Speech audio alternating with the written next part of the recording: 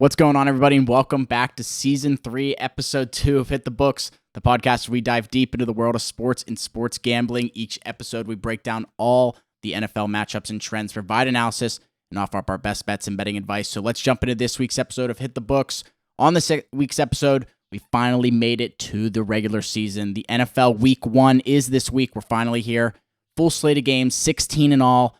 I'm pumped to get through these games, get going. We have some news from around some of the other leagues, including the NHL, some college football, what have you. Also this week, we have longtime listener, friend of the show, Abik, to give us another perspective going into the NFL season, plus a little finishing segment from last week with some player props and more. We're through 100 episodes, on to 101, the live stream this Sunday.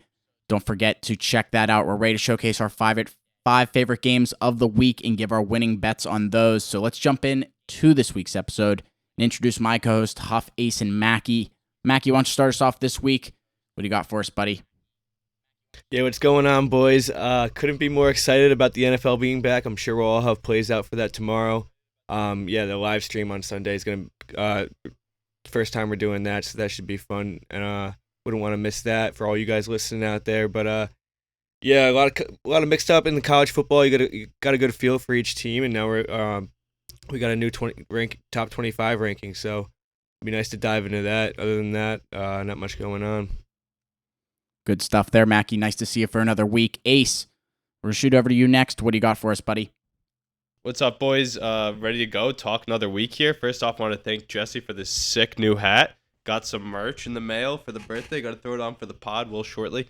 But, battling some sicknesses, but active for this week. For the podcast tonight, just like Travis Kelce hopefully is tomorrow night. So I'm ready to get into some football and talk to our boy Abik too. So let's get it going. Heck yeah, I'm real excited to talk to Abik as well. Huff, what do you got for us? Another week here. Week 1 NFL. Let's jump into it. Yeah, not much else coming from me. Like Mackie said, a great weekend to start us out in college football as we truly got into week 1 with college football. Lots of big upsets that we're going to get into that I'm excited to talk about. Made some money on the gridiron out there in college. So it was good to get football back, and we get NFL back tomorrow night with Chiefs Lions and week 1 Sunday. I'm excited to get into it. Let's go. Let's jump into this week's episode. Let's start it off in the MLB. We'll go over our power rankings real quick here.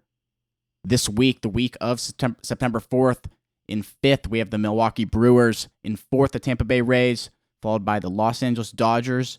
Number 2, the Baltimore Orioles, and number 1, the Atlanta Braves. I think same list as last week. Yes, or little different. No, the Orioles Brewers now in 2nd, moving up a spot there. What comments you guys got on this one? I believe that Brew Crew grabbing the 5th spot's new as well, right? Yeah, the Mariners were there last week. Yeah, you're right. I'm sorry. Mad that the Astros couldn't jump in myself. I know Huff is too. They've been playing great. They just jumped out to a 2-run or a 2-0 lead. Yordan Alvarez 2-run shot in the top of the first. Of course, they've been on fire. Like I said, when Yordan and Altuve can get healthy, that's the team that I don't want to see in the playoffs if I'm in the MLB. Yep, they're looking good right now. They're giving it to Texas at division rival. They're battling for the division. It was nice to see the Mariners pick up a loss last night, but I mean, like you said, that power ranking that we have, I'm big on this Brewers team. They picked up a loss today to my Pirates. They picked up one yesterday. They won, but I think it's a good Brewers team. I think they are the team that's going to win the NL Central, but I do think these Astros are coming for that 5, if not 4 spot from Tampa Bay. Yeah, Astros are pumping right now, especially in that divisional series on the road. It's pretty nice to see. Ace kind of alluded. He said Jose Altuve homered in his first 3 at-bats for the Houston Astros against the Texas Rangers on Tuesday night, finishing the evening with 4 home runs in total. Super impressive evening for him. I mean, just mad. How many times has that been done? That kind of stuff been done? You know, it's a good point here. I think we talked about this before. There's no captains in the MLB, but if there was one for every single team, Jose Altuve would be the Houston Astros captain.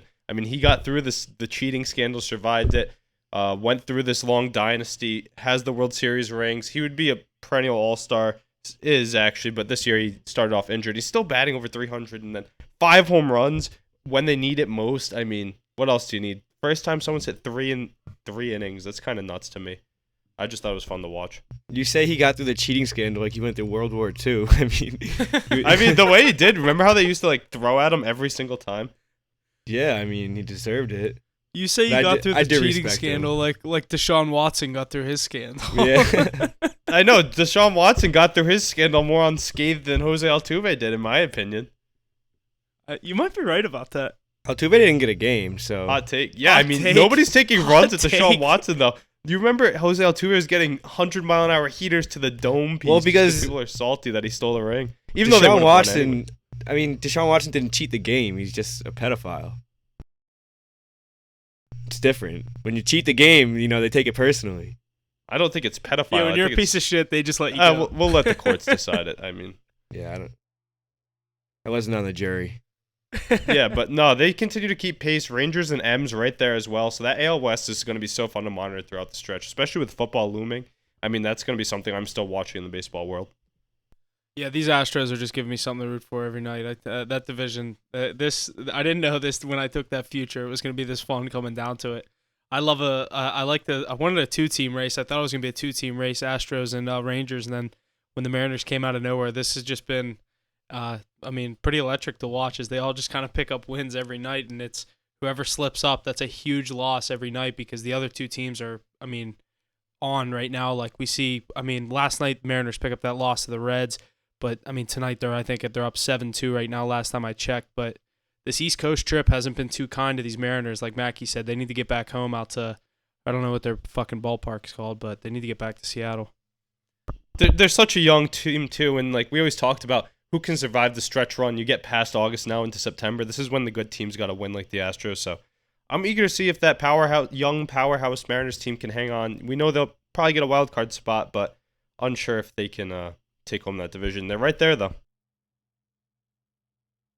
Yeah, and as we know, I have a future on the Mariners. You guys have futures on the Astros, so it's a lot of button heads in the group chat, but it's all in good fun. Alrighty, good stuff, boys. Alrighty, and joining us now, we have a longtime listener, friend of the show, Abik, one of Ace's good buddies. Nice to see you. Nice to have you back, buddy. What's going on? What's new? Thanks for having me, guys. Nothing much. Just been working, waiting for football season to come back. No offense, baseball and hockey are kind of boring. Football's my bread and butter. We're with you. We're excited to have you back, buddy. Let's jump right into some NFL. These headlines we got here. The first one, Chiefs head coach Andy Reid told reporters on Tuesday that tight end Travis Kelce injured his knee at practice. It is unclear whether or not Kelce will play in the season opener versus the Lions tomorrow night. That's Thursday.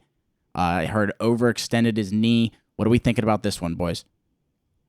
So, excuse me, I'm battling a little bit of a sickness as well, along with Ace. I don't know if it's to the extent of what Ace has up there in Rhode Island, but so excuse me coughing in and out of this mic all day. But I think he is going to play, from what I understand. You look at all the odds around for the first touchdown. This was something I've been keeping my eye on. And he's still the favorite to score the first touchdown. When the line opened, he was plus 500, and he's now dropped to plus 650. So wondering if he's going to be out there maybe more as a decoy or what the Chiefs' game plan is with him. If he is going to play, if he's obviously, I think it's 80% chance we see 87 out there for the Chiefs tomorrow night. But I don't see a situation where he doesn't play this game. He's never missed a game because of injury. But I think if there is a game to sit him out, it is week 1. Let him rest, get this thing right. But Ace, go ahead. Yeah, Huff, you're not wrong. I mean, when you think about Travis Kelce, if there's hypotheticals, you're asking this question in the middle of June. Say Travis Kelce is on the mend week 1 or early half of the season. Every time you say, let's sit him. But when your back's against the wall, defending champions opening night, Travis Kelce wants to go out there and play football. And he makes such a difference in this game. I know that Mahomes can make anybody into an elite receiver. However, Travis Kelce draws so much coverage, beats it, the blocking and leadership he provides. I think he's going to suit up and be out there. Don't think he's at 100%. Don't know if he plays to the full snaps that he would, but I'm hoping he can get up for tomorrow night's game. You got to wonder, though, would they really risk it if he's not 100%? Do you think he lets them keep him off the field, though? I mean, at the end of the day, I don't know if it's really his call. But I was gonna say we've seen in that quarterback doc, at least when I watched it in that playoff game when Andy Reid pulled Mahomes to go get the X-ray, and he goes, "I'm not going. Let me wait till half." He goes, "I can't wait till half. You're not waiting till half. We can't risk it with you." Like, I get Mahomes is a different breed, but if they're trying to run this back and be the first defending champions or back-to-back champions since your Patriots ace, I think you this need is something 87 that on the field. you gotta. Yeah, I was. Gonna say, I think agree this with is- you and for that decision, but I just feel like he's one of those guys that you can't tell him what to do. If he's set on playing and suiting up, he's suiting up. But maybe his snap count's low. I'll say that. I bet you he suits up tomorrow night. But Yeah, then again, it could just be a bunch of smoke blown up in Dan Campbell's face to take the eyes off of the real thing. Yeah, I'm hoping they double cover him regardless, and we see 19 slip into the end zone first. Yeah, I think Kadarius Toney has a day tomorrow. I know a lot of these young guys are burst on the scene. Abik likes those young, speedy receivers. Sky But, Moore, man. Yeah, I think Kadarius Toney is gonna find himself celebrating tomorrow night. Hopefully, it's the first one for you, Huff. These odds fucking change and are scaring me, but I hope so. Thank you. What are we looking at now? It's 14-1, dude. I got a 10. The It's not like it spread's went to also like gone 2,000. You know what I mean? They don't. And Huff was Yeah, but- celebrating in our group chat when Kelsey he's like Mike. I for sure thought it was dropping. Yeah. You thought you bought at the right time, and it turns out you're the one that has to rethink your ticket. Yeah, I got shot in the ass here. I mean, if it hits, I won't complain about a hit, but Tough one, Huff, tough one. But we will see as the week approaches here. That game on Thursday night, tomorrow night. The next headline we got here, 49ers and Nick Bosa agree to a record-breaking 5-year, $170 million deal with $122.5 million in guaranteed money. The 49ers lock up the heart and soul of their defense.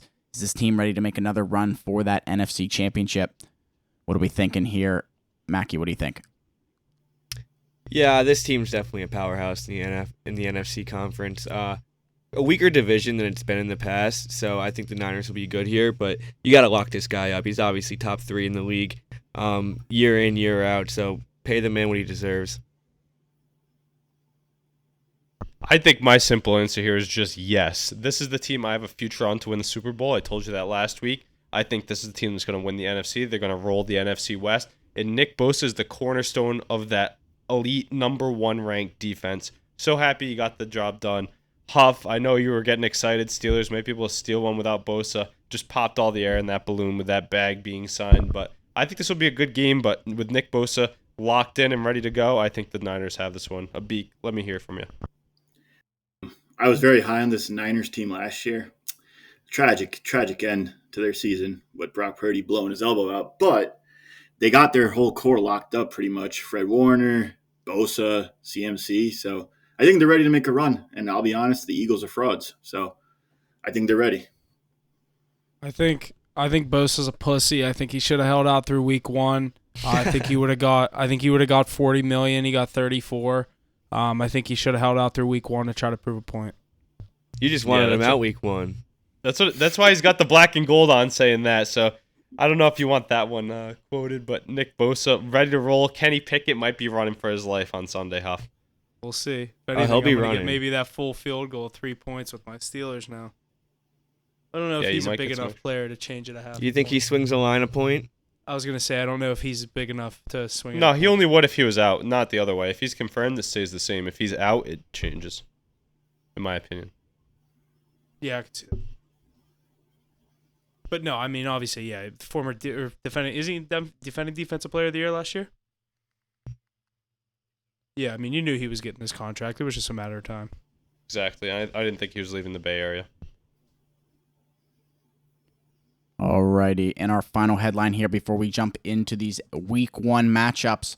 Bengals star quarterback Joe Burrow is ready to go for the season opener against the Browns this Sunday for their 1 p.m. matchup. Burrow has suffered a calf strain in late July, and many were skeptical of he wouldn't be back for the beginning of the season. I remember we were saying like week 3, week 4, somewhere around there he'd be returning, but I guess he's ready to roll. He's ready to go. What are we thinking? Beak, what do you think?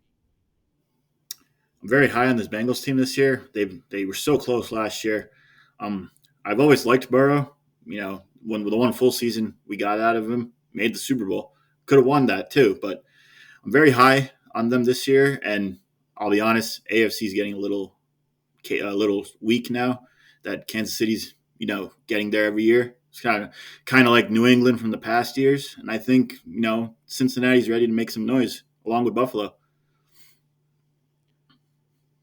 Mackie, I want to hear what you have to say about this because did you end up buying in on the Browns when we thought that Burrow wasn't going to play in this game? Because you're big on these Cleveland Browns, and you were saying you could get them at plus money and all this stuff. Now I think the line probably, I don't know if it moved since, but it's probably moved since we talked about this.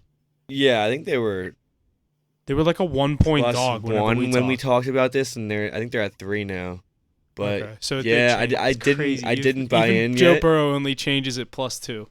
I think I am still gonna bet on the Browns. I think I like them at home, and I am still high in this Browns team. But obviously having Joe Burrow back is huge. We were talking hypothetically, if you missed like 4 weeks, they could potentially start 1-3, and obviously there's probably no chance of that happening now. So they have a full season of Joey B. Watch out for those Bengals. Who honestly though, I'm surprised we even entertained that. It was like the only NFL news, so we were just like biting at the bits of whatever we got. Yeah, but we all knew all along Joe Burrow was playing in Week 1. He's going to play all season long. He's going to have a big year this year, I think. I think they're going to tie the Ravens for that division, but I knew he was going to play all along. I'm going to say. We'll have to see if he's ready. Who's even their backup, right? Anybody know? Anybody? Dude, it was so AJ funny. McCarron? I was watching the Bengals. I was watching. Oh, I it's thought he was in Will the XFL. No, It's I don't know Will who it Greer. is. I was watching one of their preseason games, and I heard the announcer in the second half talking about, and they were like, and this is a big second half for the Cincinnati Bengals, as these two quarterbacks are battling it out for the backup job behind Joe Burrow, who may not be playing until Week 5. So we could see one of these guys make their starting career in the NFL. It's like, no, this was late July or early August, like the first preseason game. It's like still 5 weeks away from the season at that time, but I don't know. We saw, Burrow's getting a little corny in my opinion with all the Instagram posts, like posting all his old shit, like Burrow, I'm back and all this shit. It's like, you got hurt in fucking training camp. You didn't really do anything. You haven't won shit yet. So let's see you win some before you start posting I'm back. He loves that. He loves the Steelers hate. We went 2-0 against them last year. Alrighty, boys, good stuff. Let's jump right into these Week 1 NFL matchups. Right into Thursday, the Detroit Lions at the Kansas City Chiefs. Thursday, 8 p.m. in Kansas City. The spread is 5.5 in favor of the Chiefs. Moneyline -235 plus 194 for the Lions. And the total at 52.5. The trends I got here. Week 1 Lions games have gone over in 12 straight years, ranging from 2011 to 2022. And they're 15-1 to the over since 2007. So that total again at 52.5. Trend favoring the over. Lions went 6-0 against the spread versus the NFC North last season. We'll see how they fare against the Chiefs here this week. Who wants to get us rolling on our first matchup, NFL Week 1, Thursday night? Yeah, I want to get us rolling here because this is about the best player in the NFL, and that is Patrick Mahomes, the face of the league. My boy Tom Brady's out now. Hang it up, clap it up for him, but this is Patrick Mahomes' league now. I think with or without Travis Kelce, he's starting this off with a bang. I want to take their team total over. That jumps off the screen to me. Regardless of who it is catching the ball, I think they're going to be fired up, and this scene is going to be way too much, especially for a very weak Detroit Lions defense. Mackie, you want to take the reins here? Yeah, I don't love this game. I don't really have too confident of a play on it. I'll definitely have a play down the line. I'm leaning the over. Two prolific fast-paced offenses. Neither defense is really too stellar in my opinion. So I definitely lean over. It just could be a rough start to the season. You never know. Two teams obviously they haven't played a game in a while, so an over is kind of risky in Week 1. Mackie, I love that over there. Remember those Detroit Lions games last year? I want to see what the record was for what they went against over-under on the season. But their defense is a pass funnel, and they like to keep those games close and entertaining. But Huff rode those primetime game unders, so I'm eager to hear what he has to say about this one, especially that first half. I was just going to say, there's a play I'm already looking at. This first half is set at 26.5. I could see things start slow for these Dan Campbell-led Lions. I could see a Chiefs maybe 14-10 at halftime kind of thing, and that under 26.5, I could be looking at jumping back in on that first half trend with that under. The other play that obviously I've talked about is the Kadarius Toney to score first. I got it at 10-1. It's now 14-1. Do what you will there, but you could definitely see that first half under on my card tomorrow night. I can't back up an under against Mahomes. I can't do it. I can't bet it either. 26.5 is such a crazy number. They don't even have to start off slow. They can start off hot. It can be 14-10 going into the second half. I like being still uncomfortable. Winning. That's when I feel like I'm on the right side. You can give up more than 3 touchdowns. Definitely. You can give up more than 3 touchdowns if you take that under. Oh, I know. This is either gets obliterated or it's going to be close. Like, it's not going to be... No, that's what I'm saying. That's nice. You can give up 3 touchdowns and the cheap field goal. That's crazy. Yeah, you can also get it in 4 drives. Yeah, no, you're not wrong. I'm not touching that, but... I'm very hot. The Lions, I don't know. They surprised people last year, but obviously Mahomes is like the Godzilla of the NFL right now. And going into his house, opening night, Chiefs are probably going to beat them by 10. But with how crazy the league is, the Lions might win tomorrow for all we know. And I would say look for any of the young guys to score tomorrow, especially if Kelsey's out. So I like Sky Moore, Toney, Pacheco, any 3 of them to score, get in tomorrow. I like it. That's our Thursday night matchup. Let's jump into Sunday, the first matchup. San Francisco 49ers at the Pittsburgh Steelers here at home for Huff and I. The spread is in favor of the 49ers, -2.5 for the 49ers. Their money line at -132. Steelers money line at +112. The over-under sitting at 41.5. The trend I have here, the Steelers were 8-2 straight up and against the spread with TJ Watt last season, and they're 1-6 straight up without him. 2-4-1 against the spread in those 7. TJ Watt is playing here on Sunday. What do we think is going to happen? Huff, start us off. Sunday, 1 p.m. in Pittsburgh. Yeah, I mean, I'll keep things short. I'm wearing the shirt for a reason. I'm excited for the season. I think my boys start the season out 1-0. It's a tight 2-point spread. I think it's a prime teaser opportunity if you don't like them to win the game outright. You can get them up near a touchdown to 10 points if you have another game that you really like in a teaser. But I'm big in this Steelers team coming into this year. Call it bias if you will. They were great on their home turf last year. They're great with TJ Watt on the field. One of the best defenses in the NFL. They're going up against an elite defense. I know that, but I don't know. I don't have too much faith in Brock Purdy. I want to see it again before I can believe it. Kind of the same thing I have with a lot of these young quarterbacks. You can say the same thing with Kenny Pickett, but I want to see it again with Purdy before I believe it right now. So I'm going Steelers with the money line here again, and I like the teaser opportunity you can get if you get them up around like 9-10 points. This is one of my favorite spreads coming into the year. I like this 49ers team to roll. I've said it all year long, and I think they're going to do so. I think it might be tight throughout the first bit, but I don't think that Steelers offense can keep up, especially against the number 1 ranked defense. Eager to see what they can throw at Brock Purdy, but I think Christian McCaffrey is definitely finding the end zone. Love having that on the card. You might see it from me, even if it's a hefty line. If you like doing those touchdown score parlays, love throwing McCaffrey in there, especially in week 1. Other than that, hard to project some of these receivers like Kittle, Ayuk, and Samuel with so many mouths to feed, and a very strong Steelers defense, like Huff said. But I like the 49ers to get it done. I like McCaffrey to have his way and get in the back of the end zone in week 1. A beak. I think you're probably riding with that McCaffrey pick, huh? Yes. This game screams under.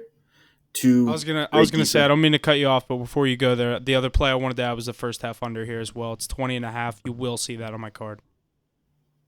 Wait, Huff, real quick before a beat goes, can you buy a half a point on any of these first half plays or no? No. They're just set numbers. That's where you really got to shop the books, because like DraftKings for the first half on the Chiefs Lions game was 26.5, but FanDuel was 26, but FanDuel was 26.5. That's huge there. So you got to pay attention to your books for these first half lines. Yeah. Beak, slide on in here with your take on this one. This game screams under. 2 fantastic defenses, 2 young, not superstar quarterbacks, but they're still young game managers. Week 1 is always slow. I always like CMC to score, and his receiving props are pretty much money every week last year for me. So I would be taking the CMC receiving catches and yards prop from this game.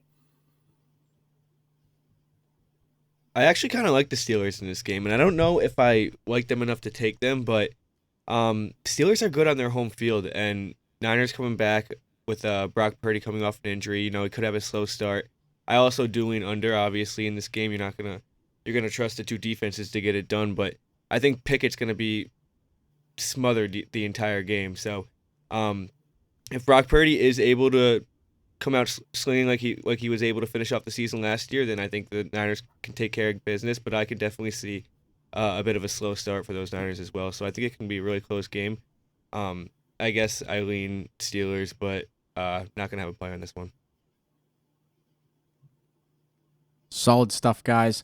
I'm loving the Steelers this weekend. I mean, 100 different ways. I saw it at plus 118 earlier, now plus 112, so moving the wrong direction for me, but we'll see what happens.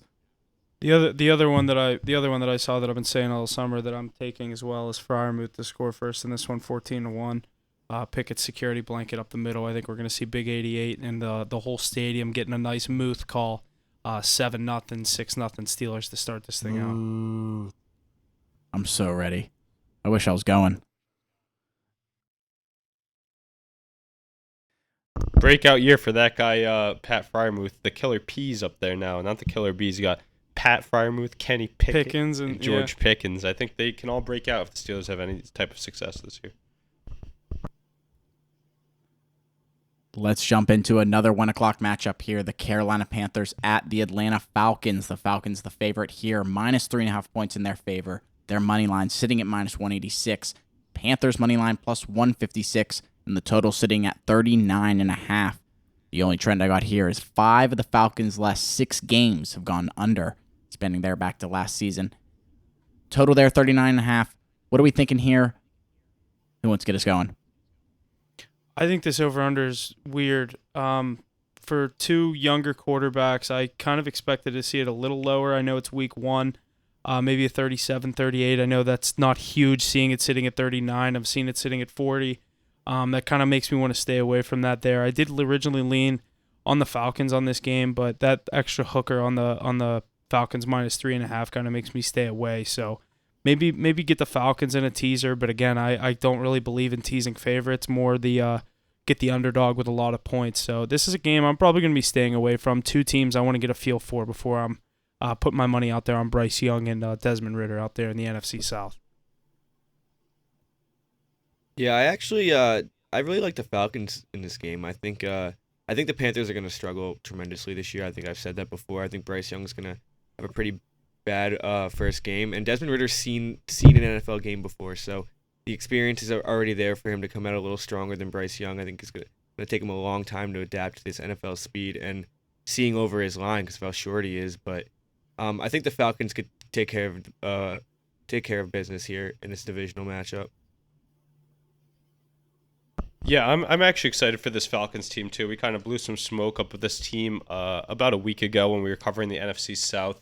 I don't think they're going to be too strong, no barn burners, but they're going to have the offensive rookie of the year and Bijan Robinson on the field. I'm eager to see what the line is there. I think he might be one of those guys who you could take every week almost. His line's going to get down to Derrick Henry level if he plays to his potential here. But I think him along with Drake London and Kyle Pitts, I think they can put up points while the Panthers are going to struggle. And that Falcons defense is rebuilt with weak offensive options. I think A.J. Terrell, Jeff Okudah finds his own, and Jesse Bates. They're going to have their way. Grady Jarrett on that side of the ball too. These Falcons, I think, are going to make a little bit of a run in the NFC South this year. They might be pressing for that division, and they're going to start off strong with a win in week 1. Give me Bijan to get in as well. He's already at minus to score anytime. He's at minus 125 on FanDuel. I love that. I feel like we're going to be seeing him at minus 190, minus 210 by the end of the year. It's crazy. He hasn't even played an NFL snap yet, and the hype he's getting around him. But let's see if he lives up to it. He seems like an athletic motherfucker. So. This is one of those games you kind of sit on your couch and fall asleep to. They're both two, mid franchises, but I'll just pick the better team talent-wise, which is the Falcons. So take the Falcons to win on Sunday. Solid stuff, boys. Yeah, Huff, you said it. I think a lot of people are thinking the same way as you, waiting to see what Bryce Young can do here in the regular season against these NFL defenses. So a lot of eyes on that Panthers team in week 1, I bet. But let's move forward. The Houston Texans at the Baltimore Ravens. The Ravens are the favorite here at -10, our biggest spread of the week. Their money line, -510. Houston Texans money line, +390. And the total at 43.5. The trends I have here are double-digit favorites in week 1, or 25-5 straight up in the wild card era, with the biggest upset going to the Texans against the Dolphins as 14-point underdogs in 2003. Next one, the Ravens' last 7 home games have gone under the point total. Some interesting trends to think about as we get into this matchup. Texans and Ravens, who wants to get us rolling?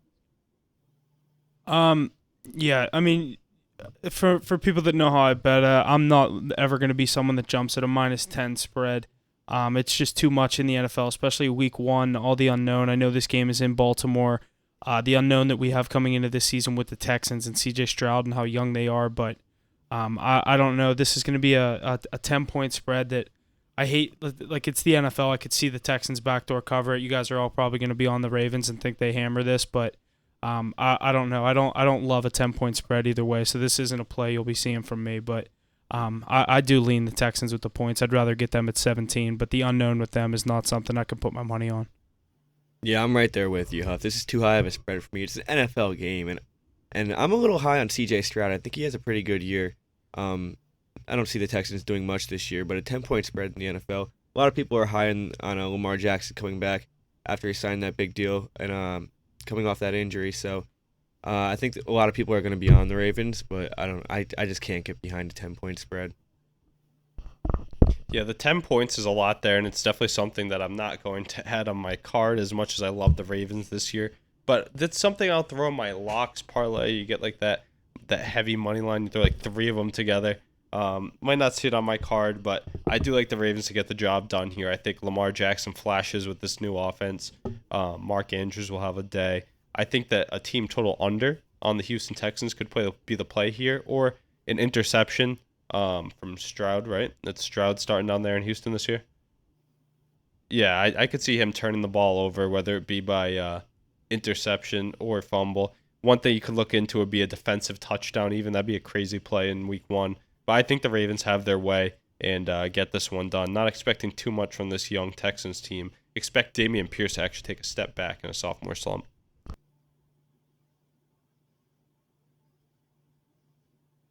Anything on this one, Abik? Like Mackie and Tyler said, the spread's kind of big for an NFL game, -10. If you're going to take a spread in this game, maybe tease this down to -4. But I'm not expecting the Texans to fight in this game. But with the new first-year head coach, they could surprise this year. And DeMeco Ryans was the coordinator of the number 1 defense last year, so he'll have his guys ready to at least compete, even if they don't win. But I like the Ravens in this game, -4 if you're going to tease it down. It's a good point. I didn't think about that with DeMeco Ryans, but like I said, so I still have the same opinion. I probably won't. You won't see this on my card, but yeah, I think just the big spreads. I stay away from anything kind of even like. I'll take the underdog a lot with these big spreads, but never the favorite. Yeah, one thing I will say, a lot of our listeners out there, big Survival League players, this is my pick of the week in the Survival Leagues. I like the Ravens to get the job done against the Texans in week 1. You all made some very good points there, Huff. In the Pittsburgh game, you said this is a good game, prime teaser territory. I think this Ravens is a great piece to put with them, or even the Texans, and whichever way you're feeling, tease it in your favor. But let's jump over to this next matchup. Cincinnati Bengals at the Cleveland Browns. Bengals are the favorite here, -2.5 points. Their money line sitting at -136. Browns money line at +116, and the total at 47.5. Trends I got here is Watson is 0-3 straight up and 1-2 against the spread in week 1 and 2-5 straight up and against the spread over the first 2 weeks. Expect a high-scoring affair as 8 of the Browns' last 9 home openers have gone over the point total. That one's sitting at 47.5 here. Mackie, what are you thinking? You think these Browns are going to be able to do it against the Bengals? Just 2.5 points? What do you think? Yeah, I've voiced my opinion on this a few times, but I do think the Browns get it done this week. You're probably going to see this on my card. I'm high on Deshaun Watson. I like the Deshaun Watson and Amari Cooper duo that they have going on there. You have Myles Garrett on the defensive end, probably the best defensive player in the league. I think everything's going to click, and I like Deshaun Watson when he's got a few games under his belt, fresh season. We forget what this guy did just 2-3 years ago, actually 2 years ago. But this Browns team is built for success, so I think that they can at least win these divisional games at home. Yeah, Mackie, you're probably the highest I've heard of anyway from Deshaun Watson. I've heard a lot of clamor about him getting back to top 10, maybe even top 5 quarterback form. I personally don't see it. I think years off really killed his athleticism that was carrying him on those runs. Maybe that momentum, too, coming out of Clemson, carried it right into the Texans, too. He's playing the same style of ball.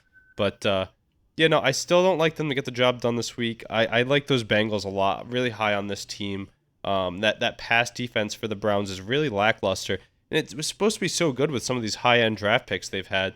But I think guys like T. Higgins and Jamar Chase will have big days tomorrow, or Sunday, I should say.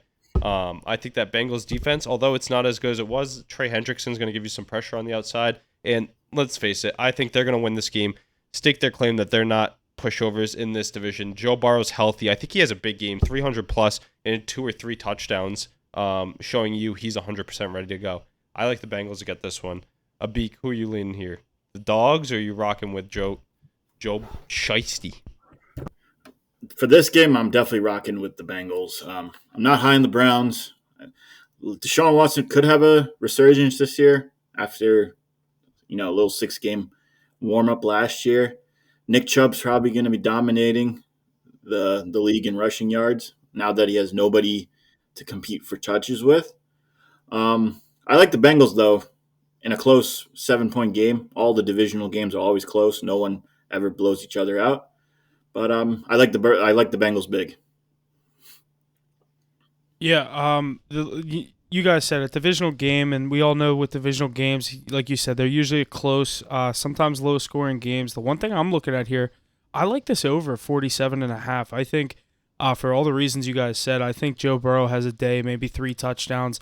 And then on the other side, I like the Browns to get theirs, maybe 2 touchdowns and a couple field goals. So I think you could find myself taking this over 47.5, which it's kind of against everything I believe in with divisional unders. That's usually a play for me, but I like both of these teams' offenses coming into this season, and I'm not huge on either team's defense. So the road game, Cincinnati to Cleveland, it's not really too much of a road game for Cincy. So I like the over 47.5 here. Battle of Ohio there, Cincinnati and Cleveland. Lots to look forward to there. Let's jump to our next 1 o'clock matchup. Tampa Bay Buccaneers at the Minnesota Vikings. The Vikings, the favorites here, -6 on the spread. Their money line sitting at -255. Buccaneers money line +210 in the total at 45.5. The trend I got here is at home, the Vikings feel like the side to back, considering they've won 15 of their last 16 as favorites, while the Bucs have failed to cover the spread in 14 of their last 16. What are we thinking about this one? Going to be an interesting matchup here in Minnesota. This is the weirdest line of week 1. Does anyone else agree? I agree. Yeah, I don't know what's going on with these Vikings, but they're very undervalued this year. Pesky, if you will. The defense is in the scores of, what was it, last year? They had like double-digit games that were decided by less than 3 points or something like that. Yeah, but this is the Buccaneers. I mean, this should be I think it should be more of a 9-10 point spread like the Ravens. Vikings were good last year, and they didn't really lose much. And we know what those Buccaneers just got themselves into with Baker Mayfield. So they're home. I think they'll take care of business. I think they had a pretty damn good record last year on their home field. But, yeah, I don't know. I definitely lean Vikings here. I don't know. It's kind of a sketchy line, though. Mackie, let me just come out and say I love the Vikings here. But let me play devil's advocate for a bit because you hate this Buccaneers team. What? You like it, too. You do like this team. It has pieces. That's all I'll say. But what's a scenario that the Buccaneers can win this game? Like Baker Mayfield, he has Mike Evans and Chris Godwin. Rachaad White's a pretty interesting running back. And they have a stud defense and a solid O-line. I mean, do you think there's any chance that they can put up a fight this week? Or would you take them like I did the Ravens in the Survival League or something like that? Yeah, I don't see a scenario where the Buccaneers come out on top. Maybe if it was in Tampa, but I don't know. I think Kirk down down the stretch. I mean, it wasn't a fluke that he won every one possession game last year, or like what was he, 10-1 in them or something. Guy can get it done, and on the guy on the other side of the ball, Baker, hasn't really proved any of that in his career. So, maybe I could see, like, they have the pieces, like you said, they could put it together to make it a close game, to make that spread interesting. But I think when it comes down to it, Kirk Cousins is going to get the job done and at least get the W in this game. I learned in the past not to put all my eggs in a basket for Kirk Cousins because I've been burned every single time so far. This Bucs team is really the same. Obviously, quarterback changed, but they got a new offensive coordinator who revived Geno Smith last year, and Baker Mayfield just has to play serviceable, not turn the ball over, just get the ball to his playmakers, and just not throw interceptions.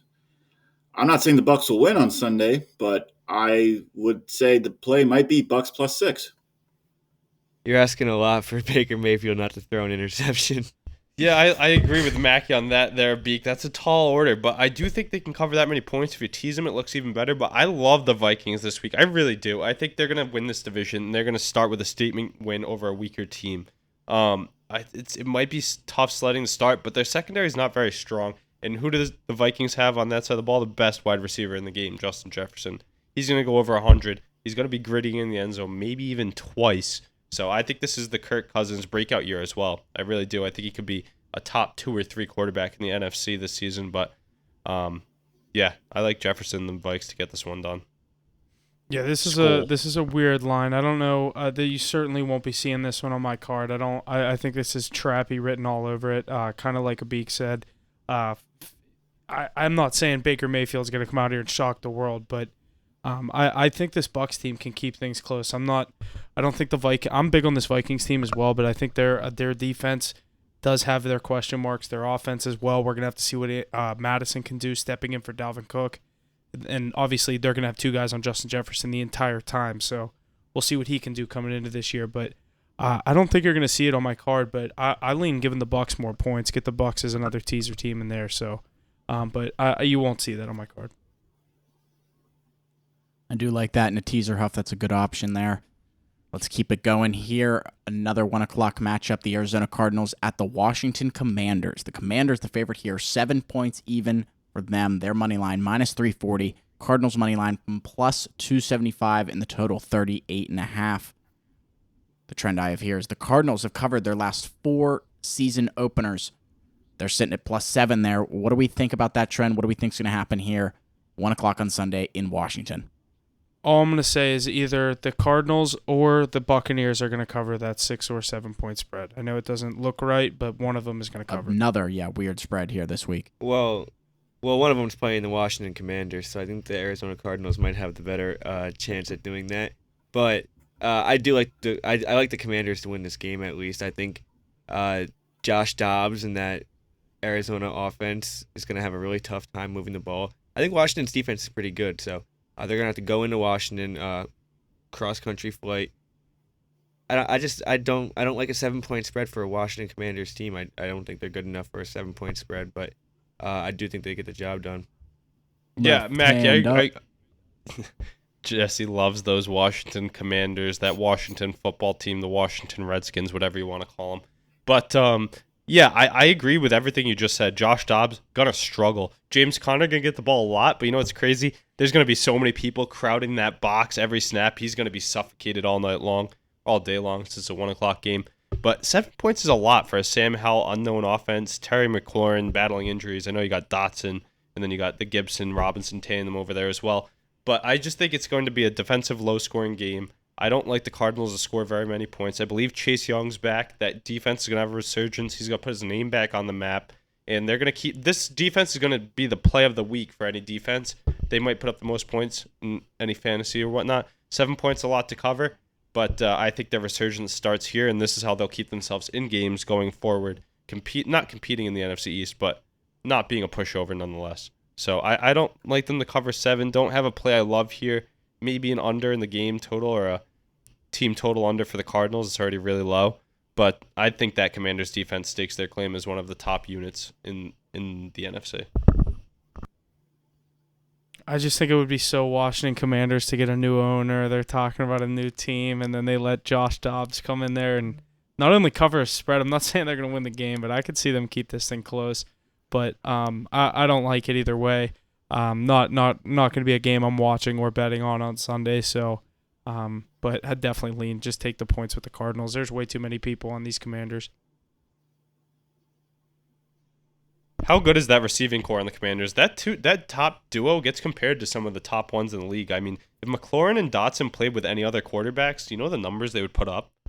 Yeah, they're just going to be overlooked year in, year out because they're playing in Washington.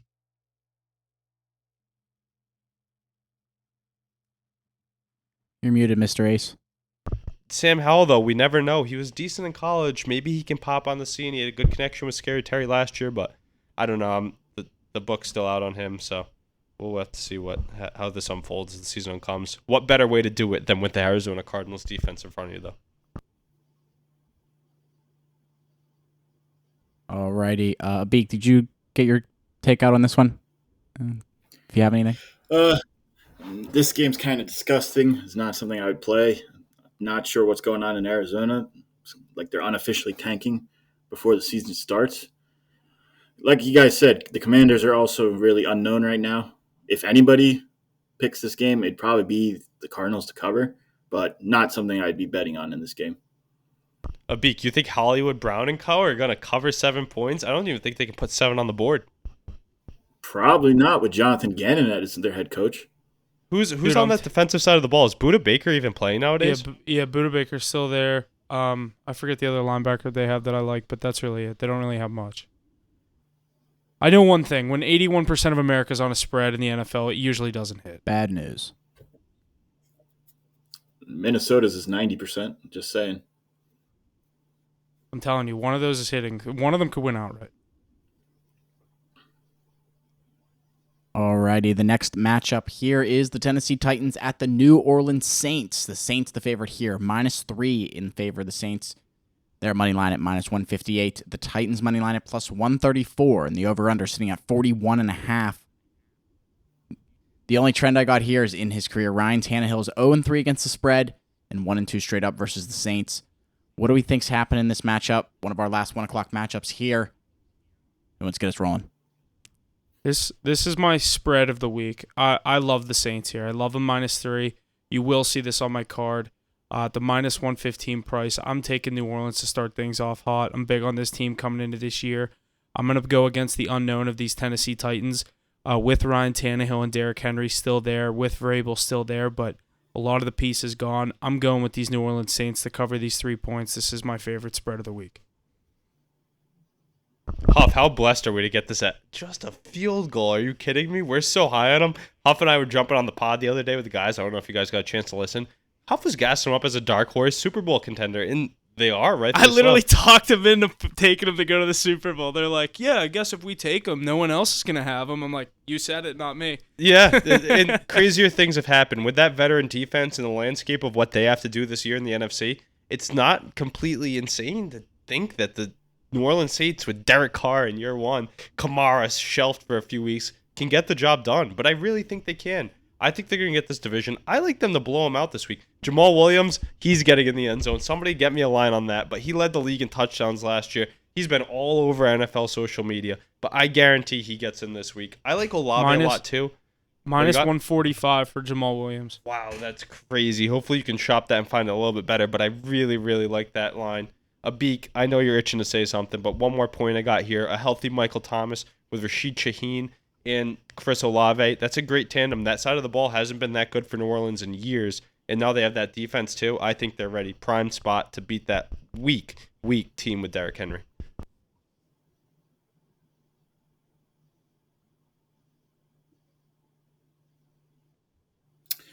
I was thinking about this all summer, but if I look at all 4 teams in the NFC South, the Saints overall have the better roster from top to bottom. They upgraded at quarterback this offseason with Derek Carr, who wasn't bad in Las Vegas. He just got a lot of flack for no reason when they were losing games. They'll get Kamara back after 3 weeks. He's always a dog, as usual. Jamal Williams, they added him. They'll get Slant Boy back. that defense, man, it's always been good. And a little fantasy tip, their schedule's not that great this year, so Saints might win you a league. And I don't like this Tennessee team one bit. Derrick Henry's fallen off. DeAndre Hopkins, he's getting up there in age too. There's really a lot of unknown pieces on that team. Tannehill's probably going to get benched midseason probably for Will Levis or Malik Willis. So I think the Saints might blow the Titans out by 2 touchdowns. Your time out. Oh God, there's a hornet on my camera. That's crazy.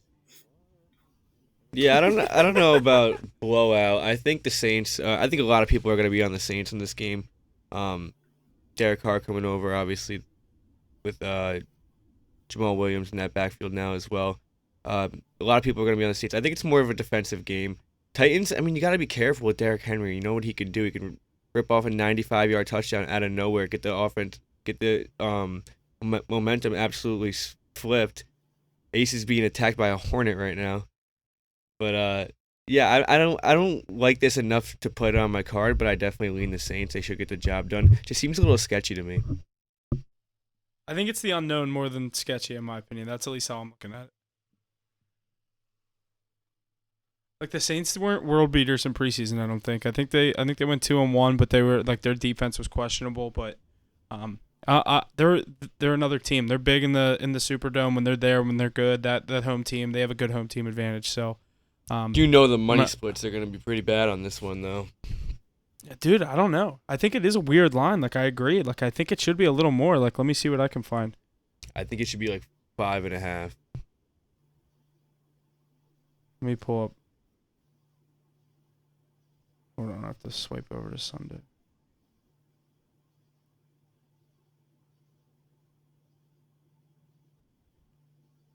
Right now, 60% of America's on the Titans +3, and 56 is on the Titans money line. Wow. 54 on the over 41. Do you think it's because Kamara's not playing? No, because I mean, unless they don't know who the hell Jamal Williams is. Yeah, I like the Saints here. I like the Saints. Yeah, we'll see how it. Saints could be my New York Giants of last season. That team I just kind of rode their spread every week and kind of take a chance and hope for it. Alrighty, let's keep it moving with our last 1 o'clock matchup here on Sunday. Jacksonville Jaguars at the Indianapolis Colts. Jaguars are the favorite here, 4.5 points in their favor. Their money line sitting at -240. Colts money line at +198. The over/under sitting at 45.5. The trends I have here: the Colts have failed to cover the spread in 8 straight Week 1 contests and are riding a 7-game losing streak entering this opener. The over is also hit in 5 of the Colts' last 6 games. Colts +4.5. Over/under 45.5. Mackie, get us rolling on this last 1 o'clock matchup. Yeah, the big question is, what can Anthony Richardson do in his NFL debut? A lot of people are going to see this line and think about that Colts team from last year, and they're going to want to see Trevor Lawrence at -4.5, and they're going to jump all over it. But you gotta, it's a divisional game. Trevor Lawrence going into Indianapolis. You know, we saw Pat Mahomes go there last year, and he actually lost in week 2 or week 3. So we've seen a trap like this before. And, you know, Anthony Richardson's an athlete, so he can really get that offense going. They have a good defense. We could definitely see a trap line here at 4.5. I kind of like the Colts +4.5. I'm right there with you, Mackie. I think this line makes no sense. I was a little more confused looking at this one than that Saints one. I think Anthony Richardson could go down and get the first touchdown of the game in this one with the way the Colts are looking to use him. Shane Steichen coming over from Philly, the former offensive coordinator for Jalen Hurts last year, going to the Super Bowl with him. We know what he was able to do with a running quarterback. So I think the new head coach of the Indianapolis Colts is looking to use his new shiny toy, if you will, the 4th overall pick, Anthony Richardson. I think a nice little play could be, I saw him +900 to score first. I like that. And I do like the Colts to cover this spread. I think it makes no sense, divisional game. I do lean the under as well, but I'm going to go with the Colts here. I agree for everything you said. Well, that's crazy because I'm so high on this Jaguars team. I love them -4 this week. With the Indianapolis team so worried about what's going on with Jonathan Taylor, they have a rookie quarterback going up against. I don't think they are. I really don't think they are. I think they're ready. So? They want him gone at this point. Yeah, but with Zach Moss, he's question mark going in. They don't know who's going to be toting the rock. And alongside a rookie quarterback, that's a stabilizing force. I think that Jaguars defense is a year better.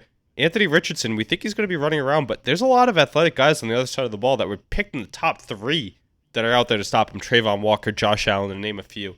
I think they're going to have big days. I think that Trevor Lawrence is going to eat up that defense. Not too big on that Colts defense as good as it was a few years ago. I look for Lawrence to have a good game through the air. And welcome back, Calvin Ridley. I think it's going to be a big game in the AFC South. I'm going to take a -4 by that half a point, but you might be seeing the Jags on my card. I think Trevor Lawrence, MVP candidate this year, and he's going to start well in week 1.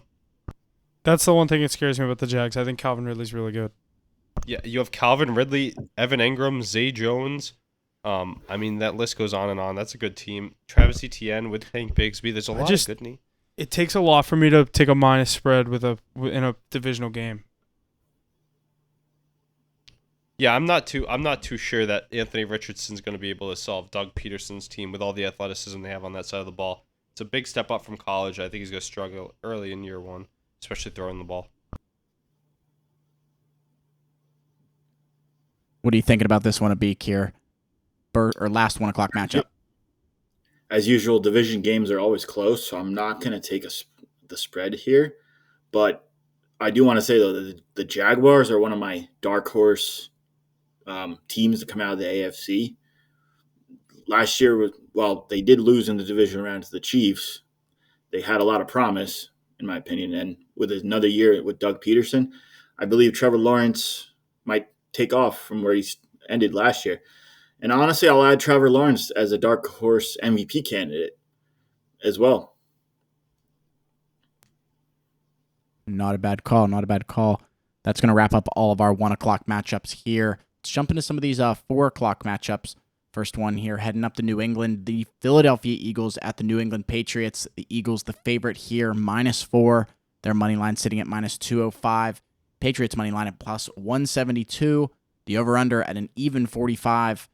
Asa Beak, what do you guys think's happening in this one? The trend I got here, the Patriots are enduring a stretch going back to last season where they failed to cover 4 of their last 5 spreads. Meanwhile, the Eagles have won 7 out of their last 8 road games. So big trend there on the Eagles, but can the Patriots pull it off? They're +4. Yeah, I mean, I'll be the only one to say this is an unbiased take here. I think the Patriots are going to win the game this week. I like them in Tom Brady's homecoming against the Philadelphia Eagles. Super Bowl hangover, overlooking this Patriots squad. I think they're going to start 1-0, but our defense is going to show that they're top 3, top 5, whatever you want to call it, one of the best defenses in the NFL. Mac Jones is going to have a resurgence. It's not going to be in this game, though. A lot of these other guys are going to have hot week 1s. He's not going to. This is going to be a grimy, gritty one, but the Patriots, I think, can duke it out up in Gillette. Nice that it's not a 1 o'clock game. If so, I think they might get ran, but in the afternoon slate, I think they have a chance. Bill Belichick will be ready. He defends those running quarterbacks very well. We've seen him beat Lamar in New England. I like them in the opening night. On Brady night, you have to get the win. Matthew Judon and co., they're going to get the job done, and we have the cornerbacks that can match up with all of their weapons. So I'm eager to hear you guys bash the Patriots, but I think they can get it done week 1. I like them on the money line. A beak, let me hear it. I'll start off to saying this. Eagles fans, cry all you want, but I think this is a hot take, but I think they're going to go down this year. Last year was a fluke for them. You look at their schedule, they played a bunch of cupcakes, and they really never got challenged, in my opinion. And this year, they're going to have a way tougher schedule than they did last year. So, they'll prove me wrong, and if they win against the tougher teams this year, then I'll say they're good. They're actually a good team. But until then, I still think they're a one-hit wonder from last year. And as much as I hate both teams, you can't lose when Tom Brady's in the house. So give me the Patriots money line this week.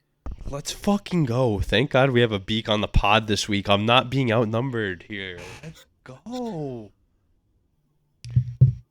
Yeah, I think the Eagles take care of business. I don't.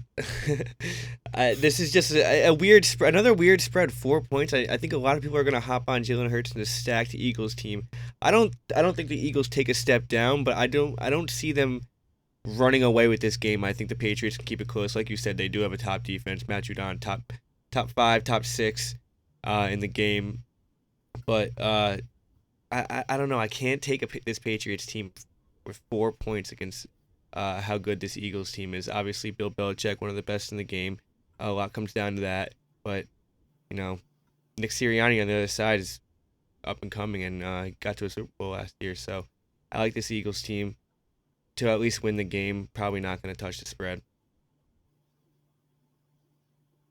Like the Patriots spread. I don't like them to win the game. I think getting 4 points in a game where Belichick has been preparing for this Eagles offense all season, I think you get a good chance for them to go into Gillette and lose this game by a field goal, and you still win your bet.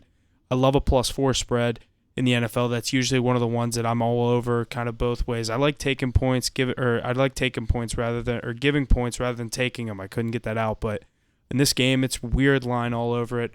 I don't know if you'll see it on my card, but I could maybe even tease the Patriots up here for one of those other games I've been talking about to find a nice 2 or 3 leg teaser. Get the Patriots in there, and maybe around 10 or 11 points. I like it even more just because that 4, like you said, Mackie, it is tight.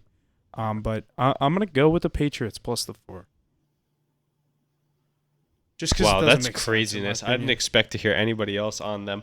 Huff thinking it's a good game, and if it's a good game, either team can win in the NFL. A beak on the Patriots. Mackie is a Cowboys fan. All right, let's roll on to the next game.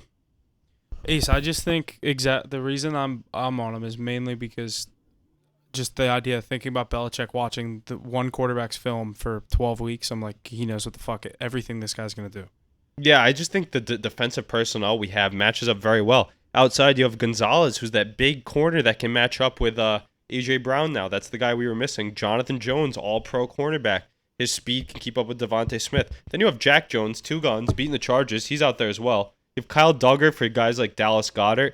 Judon's going to be getting after on the outside. Josh Uche, breakout season. You did not just pause. You did not just call him 2 guns. Yeah, 2 guns. Jack Jones. Is he playing? Yeah, he beat the case. All charges dropped. Yeah. That's why you want Robert Kraft on your side. But yeah, craziness. Happy that it happened in Logan International Airport as well, rather than anywhere else in the country. But, sweep that under the rug. He's ready to go. But that rest of that defense, I mean, Barmore's back from injury. Uche is going to break out. And then the guys they drafted early in the draft this year are going to be really good, I think. Offense is going to be a mighty struggle against that team. I like the under here as well. But, Pats, come on. Win this one on the money line. Started off 1-0. Let's see Mac Jones cook. He's going to get the contract after this year, I'm telling you. The XFL contract, yeah, it's waiting for him. All right, settle down there. Trey Lance will be in by the time we're in Dallas. Good stuff, boys. That is going to be one of the games we will chat about on our live stream Sunday morning, 10 a.m. Eastern. Make sure you tune in for that. But let's jump into another 4 o'clock matchup here. The Las Vegas Raiders at the Denver Broncos.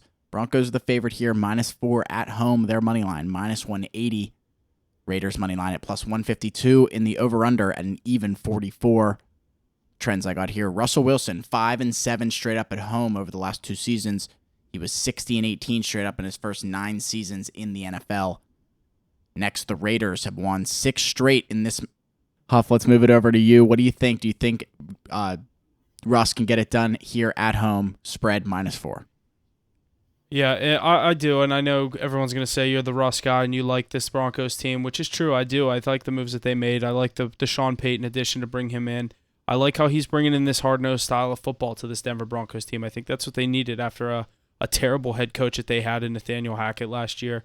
I'm seeing all these videos of him. I keep saying it on Hard Knocks, and I can't even believe that guy is in an NFL coaching room. But if it wasn't for Aaron Rodgers, I don't think he would have a job. But that's neither for here nor there. I like what Sean Payton's doing. I think they're ready for this game. A divisional matchup, again, takes a lot for me to take the points in a divisional matchup with the favorite. I like the Broncos to come out here quick.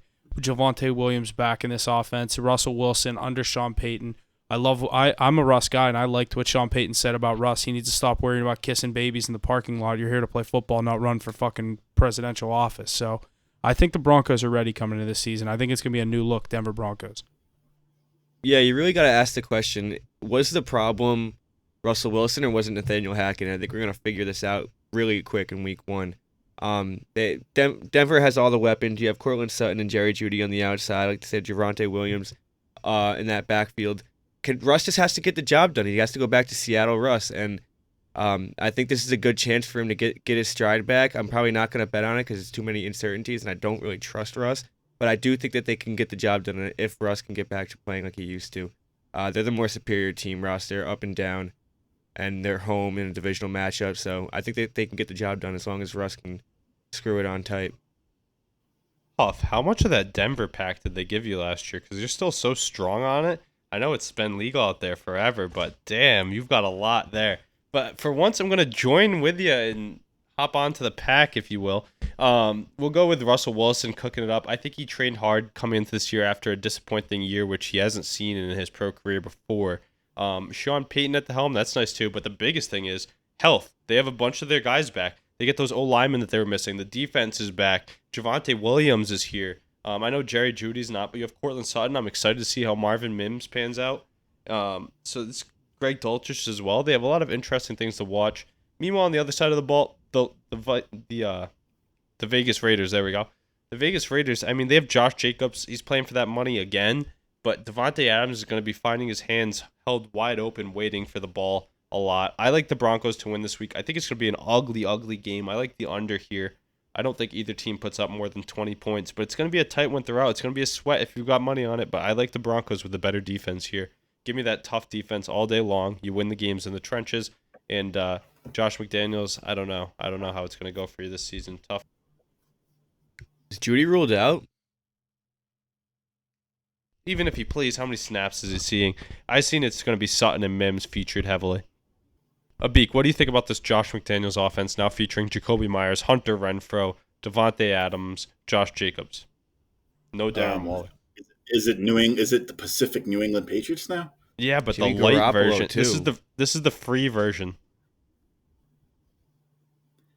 It's the Walmart version. I mean, the Raiders, I don't know. Now they got Chandler Jones holding out too. Who knows for what reason? Is Chandler Jones holding out or locked out of the facility? Because we saw he couldn't go into the gym this week. I don't know. It's something stupid. But now they got that going on. Josh McDaniels, I think he's on the hot seat this year. If he doesn't, he might get canned again. Besides Chandler Jones and Max Crosby off the other edge, I mean, they're going to have to really wreak havoc on Russell Wilson all game if they want to have a chance to win. They're going to have to knock out the ball a couple times, maybe get a pick on that side of the ball. And I don't see that happening. I see that coming from the Broncos against Jimmy G, especially coming off the injured offseason. It's going to be a slow one, but this divisional matchup will be good. Abik, what do you got here? All year, I mean, not all year, but all spring, everybody was down on Russ. But with the addition of Sean Payton, I truly believe Sean Payton can bring out the former Seattle Russ that we've seen over the past few years, and he can get Russ's form back. And I'm going to take the Denver Broncos over on wins this year. I think it's 8.5, I think, right now. And I'm fully on the Sean Payton, Russell Wilson train. Ace is that was the funniest thing I've ever seen. Ace just jumped up out of his seat because of something. I hope everything's all right. All right. We're going to keep moving forward here. The next 4 o'clock matchup, we have Los Angeles Rams at the Seattle Seahawks. Seahawks are the favorite here, minus 5.5 points in Seattle. Their money line, minus 250. Rams money line at plus 205, and the over-under sitting at 45.5. I got some trends here. Under Sean McVay, the Rams are 5-1 straight up and against the spread in Week 1, and they've covered by 6.9 points per game. The Rams lost 31-10 at home versus the Bills last year. The Seahawks are 8-5 straight up, 6-1 in openers under Carroll. They won 4 straight up and covered 3 straight up. Geno Smith has started 3 openers. They've all been at home, and he's 3-0 straight up, 2-1 against the spread, despite never scoring 20-plus points in those openers. Curious to hear what you guys got going in this one. Huff, do you want to get us rolling again on this one? The Seahawks, Geno Smith, what are we thinking? Yeah, this is a game I'm probably going to be right now staying away from. I do lean on the Seahawks to cover this just because I don't know what's going on with Cooper Kupp again. I was big on him coming into this year, and I know I was preaching this Rams team to be a dark horse in this division, but Just the unknown of what's coming into them this season already, I'm not big about, and I want to get a feel for them before I kind of jump out on them. I do lean the Seahawks, but probably a play you won't see on my card. Yeah, I agree with you here, Huff. Now having Cooper Kupp is going to be pretty big for those Rams. He's a huge safety blanket. When broken play, find him across the middle of the field, he ends up getting 40 yards. It happens more than you think. So without him, whole game plan changes. You got to go on the road. If we see anything of Geno like we did last season, I think Seahawks should find a nice cover here. But it's a divisional game. You never know with two teams that just see each other so often, two coaches that know how to coach against each other. So I'm definitely not going to have a play on this, but the Seahawks should probably get the job done in a divisional matchup at home.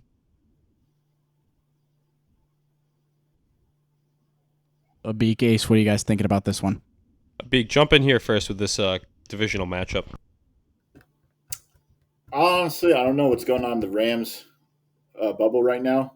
They kind of sold out for a Super Bowl, and now they're facing the consequences. With Cooper Kupp unlikely to play, look for Tyler Higbee to have a big game. And there's this really weird name guy they got, some guy named Puka, that everybody's been talking about on the social media spectrum. Puka something. I don't know what his last name is, but he's some receiver they drafted. Yeah, that's Puka exactly shells. what I said. Who? Yeah, Puka no, shells. I don't know. I think I thought there was Tutu Atwell, maybe. Wasn't he out there? Tutu, Van. Yeah, I mean they're kind of mids. Cam Akers leading the show. I'm not too high on him, even though I think he can bounce back more than he was last year. They don't even have Allen Robinson anymore now that I'm thinking about it. He's on the Steelers. Yeah. Jesus. Yeah, Yeah, but I no, don't know. I think lean that Seahawks. Matt Stafford coming off the injury, Cooper Kupp news just hitting this team is so much. But if Sean McVay can, He is just all over the place. Why doesn't he shut the window? I can see this thing flying around. None of this is getting cut. This is all live on air. All right, I see that let's just thing. go to Look the at it. next Holy game. Yeah, moly, look at that it. thing is a large man. Ace has an invader in his house right now. Ace, grow up, kill that thing. The way he got up out of that chair. Alrighty, I think we should just keep on moving on here. Next matchup, the Green Bay Packers at the Chicago Bears. Another 4 o'clock one here. The Bears are the favorite, -1.5 in Chicago. Their money line sitting at -118. I hear him yelling. Packers at +100 in the total at 42.5. The only trend I got here is each of the Bears' last 6 home openers have gone under the point total. Again, that point total at 42.5. Mackie, you want to get us rolling on this one here? Bears and Packers. Yeah, I kind of like the Bears here. I know they're going on the road, but I voiced my No, opinion. it's in Chicago. It's in Chicago. Oh, is it? Oh, Yes. okay, then change my opinion even more. I like Justin Fields to get the job done at home. I think he's a better quarterback of the two. He's had more experience, obviously, and he showed he can do a lot more than I expected he could last year. This Bears team has also gotten a little better, and I just don't trust Jordan Love. No NFL experience, going on the road, you're in a divisional matchup, and I had the Bears winning more games this year than the Packers anyway, so I think they should at least take care of business against them at home. But what do you guys think about this? Well, if you've listened to the show, you know Mackie is the biggest fan of Justin Fields. But Huff, what do you think about this one? I'm also on the Bears in this matchup. I don't love it, but I do think the Bears are on the right side of this game. I'm going to take the Bears to win it. Probably, I don't know if it'll be on my card, but this will be a good matchup to tune into. 2 younger quarterbacks up there in the NFC North. I'll go with the Bears to win this one. Nice. Abik, what are you thinking about this one here? My survival pick of the week is the Packers, and I truly believe, even though the quarterback is average now with the loss of Aaron Rodgers, the Green Bay defense will force Justin Fields into a few turnovers, and the Packers will convert into some touchdowns. I will be taking the Packers money line at +100. Yeah, I certainly don't hate that. It's not too I guess bad. I just want to see Jordan Love before I bet on him, kind of thing. I don't know. No, it's fair. Let's wrap up these 4 o'clock matchups here. The Miami Dolphins at the Los Angeles Chargers. The Chargers, the favorite here, -3 in LA. Their money line at -164. Dolphins money line at +138, and the total at 50.5. How am I taking? I don't have any trends on this one. What are you guys thinking? What was that, Mackie? Huff, who am I taking? I want to say you like Miami. Yeah, bro. Come on. You know how I feel about Justin Herbert. Nah, I'm kidding. It shouldn't be a game like that. I do like Miami, though. I like Tua to go on the road and get a nice win here. This is going to be a good game for Brandon Staley and Justin Herbert. See if they can get the job done against a really good, highly anticipated Dolphins team. Dolphins have a lot of weapons, and we're going to see a lot of fast-paced offense in this game. Definitely leaning over here as well, but see a lot of people leaning in over here. So I have to look into that a little more, but I do lean Miami definitely. Yeah, this is definitely one of the games I'm very excited to see this week. 2 of the quarterbacks that I'm really excited and big on coming into this year with Tua and Herbert. I don't know. I think I'm on the Chargers. I like them at home. They've killed me so many times before, but this is one I don't know. I kind of said the same thing. I initially just look at this game and think over, but I think a lot of people are thinking the same way. It could be what's the number set at?